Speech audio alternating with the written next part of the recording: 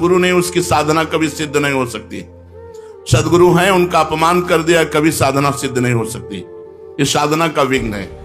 नियमानुवर्तिता का अभाव, जो नियम दिया गया है उस नियम के अनुसार न चलना, अपनी प्रसिद्धि की चाह, कुतर्किक स्वभाव होना और भोगों की कामना और कुसंग में प्रियता, परदोष दर्शन, इतने साधना के विघ्न हैं।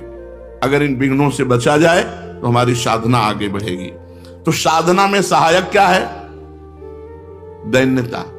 सबसे पहली बात है दैन्य। सबसे झुक के रहो। सब में भगवान देखोगे तो झुकना आ जाएगा। सब में झुको, सबको प्रणाम करो। साधन में साधन का अहंकार ना होना, ये सबसे बड़ा सहायक है।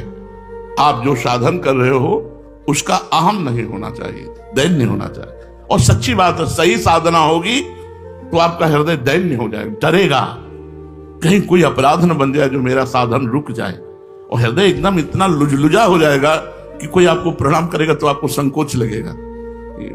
आप नहीं समझते, मैं अधम जीव हूं, मेरे पर क्यों ऐसा। वो तनिक भी लाख लोग मान बढ़ाई दे, वो अंदर रहेगा कि आप जानते नहीं हो इसलिए ऐसा, मैं बहुत अधम हूं। अंदर उसके यही रहेगा, अस्मय अधम सकासुम, ये अंदर बैठ जाएगा, ये भगवान की कृपा से बैठ जाएगा। दूसरा सहायक, नियम के अनुसार अपनी दिनचर्या पूरी करना, टाइम बिल्कुल। ये साधक की गुणवत्ता है कि जैसे 4 बजे से वाणी पाठ, तो 4 बजने में 5 मिनट बकाया है, वो आ गया। 4 बजने के बाद जो दिनचर्या शुरू हुई, जब सब संपन्न हो गई, प्रणाम किया, ग्रीवा नीचे की, चल दिया। 5 मिनट पे अपनी दिनचर्या में बड़ी प्रवीणता रखना। सत्कार दूसरों का करना, सबहि मान प्रदापमान, इससे साधना आपकी बढ़ेगी।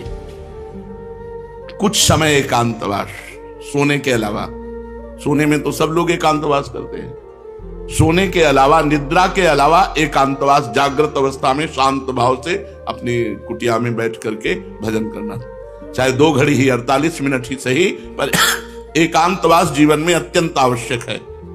और रोज सत्संग, साधना में सहायक रोज सत्संग।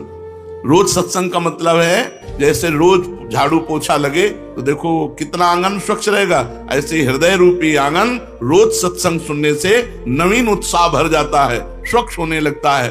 और केवल सत्संग सुनने से भगवत प्राप्ति हो जाएगी।